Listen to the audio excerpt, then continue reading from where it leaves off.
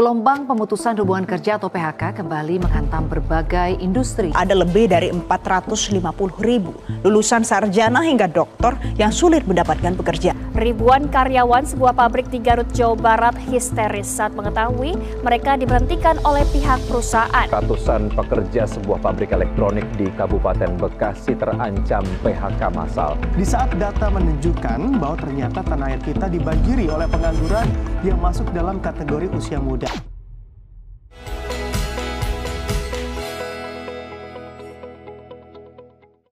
Halo semua, ketemu lagi sama aku Luna. Selamat datang di channel Ngomongin Uang.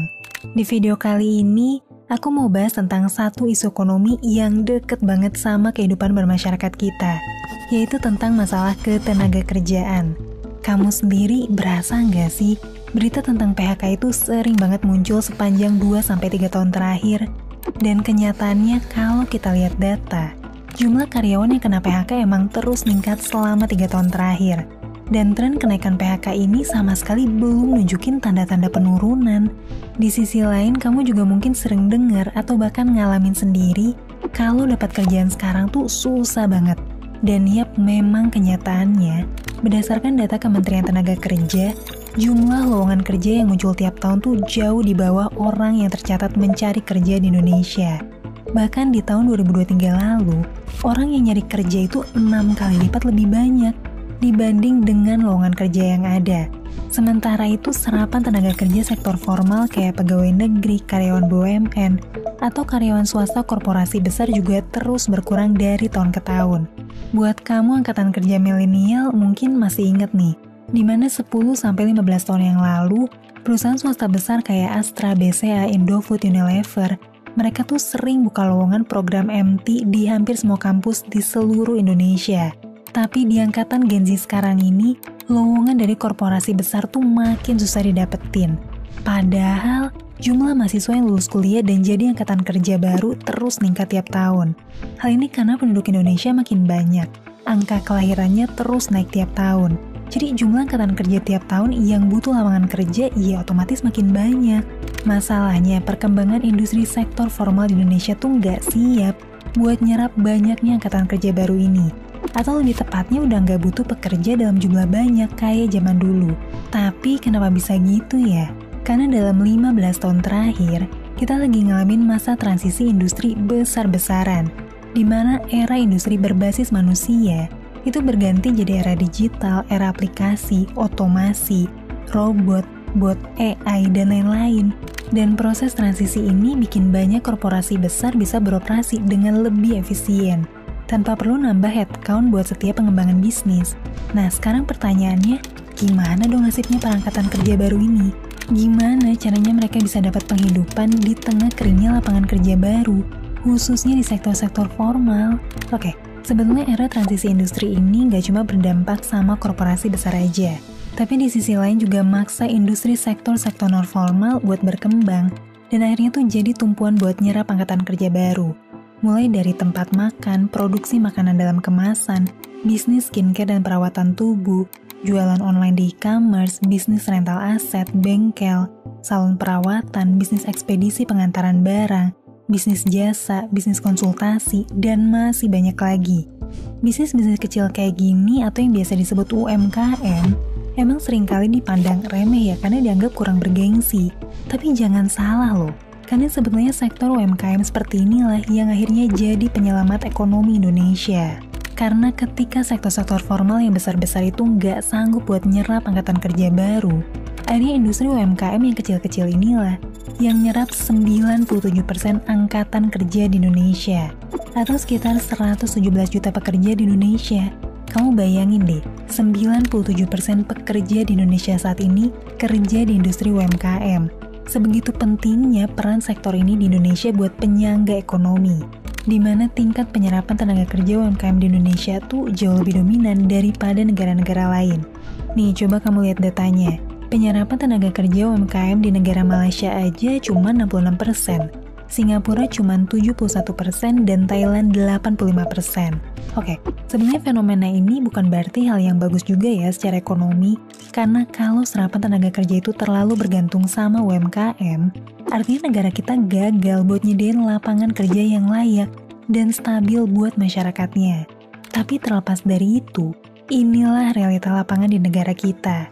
Kita juga nggak bisa maksa sektor formal buat balik lagi buka lowongan kerja besar-besaran kayak dulu.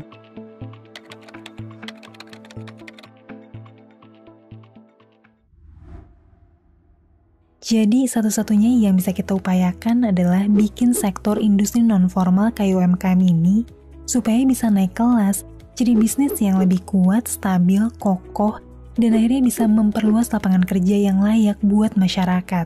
Karena sebetulnya ada cukup banyak ya contoh usaha UMKM yang akhirnya berhasil naik kelas jadi bisnis skala menengah, bahkan jadi bisnis besar yang berhasil nyerap banyak tenaga kerja.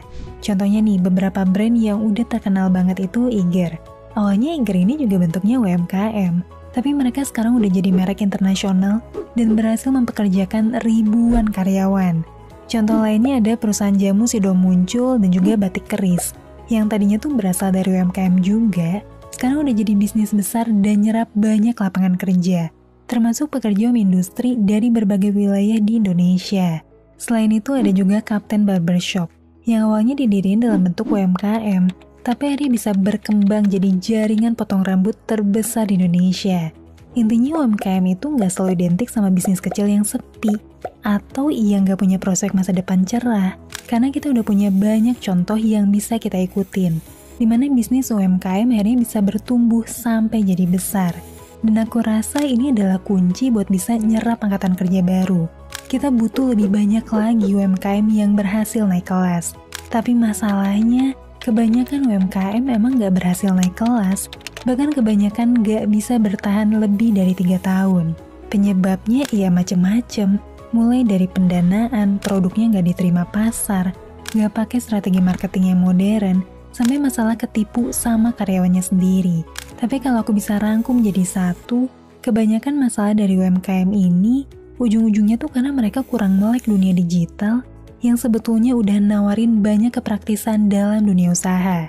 Misalnya nih, pencatatan keuangannya masih manual, terus nggak pakai platform transaksi online yang bisa nyimpen database pelanggan, supaya kita bisa ngasih info promo-promo ke pelanggan lama.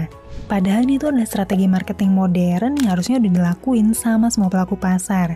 Ada juga yang sistem transaksinya masih harus manual dan nggak transparan. Jadinya karyawan punya kesempatan buat gelapin uang perusahaan. Padahal kalau semuanya udah digital, owner UMKM tuh bisa monitor arus kas keuangan 100% secara real time. Nah, sebagian besar masalah-masalah klasik UMKM kayak gini, menurutku bisa diselesain ya, asalkan UMKM mau lebih dekat sama teknologi digital. Contohnya yang aku tahu itu adalah Kasir Pintar.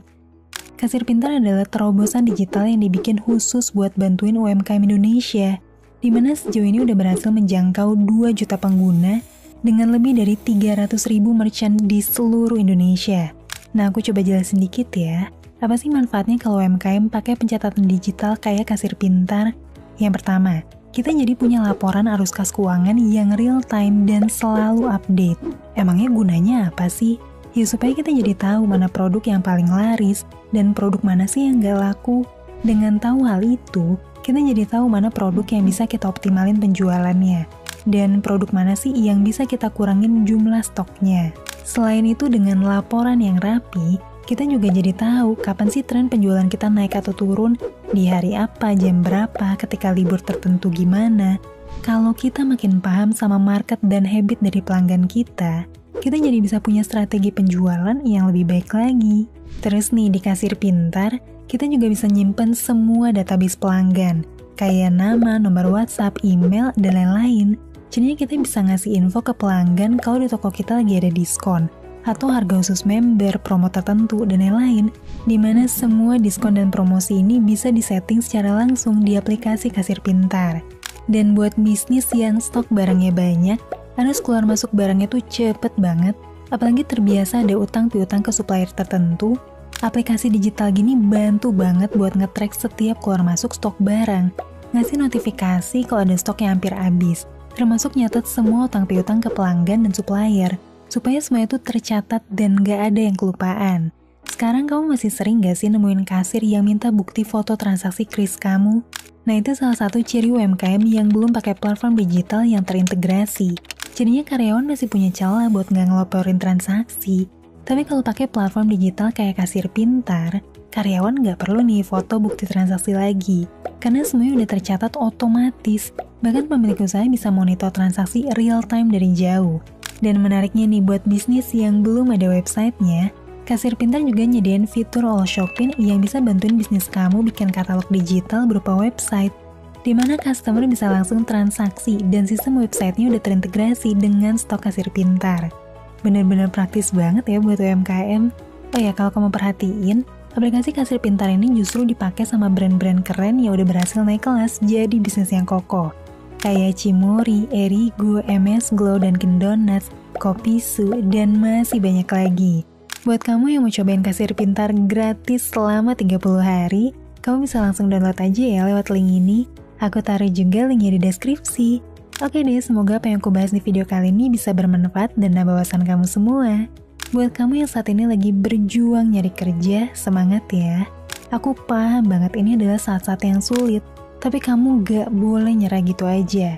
Dan buat kamu para pejuang UMKM, kalian semua adalah pahlawan ekonomi Indonesia. Karena sekecil-kecilnya usaha kamu udah bikin lapangan kerja buat orang lain. Dan semoga video ini bisa menginspirasi kamu buat naik kelas dan upgrade bisnis kamu jadi lebih besar lagi. Sampai ketemu lagi di video selanjutnya, tetap di channel Ngomongin Uang, karena ngomongin uang gak ada habisnya.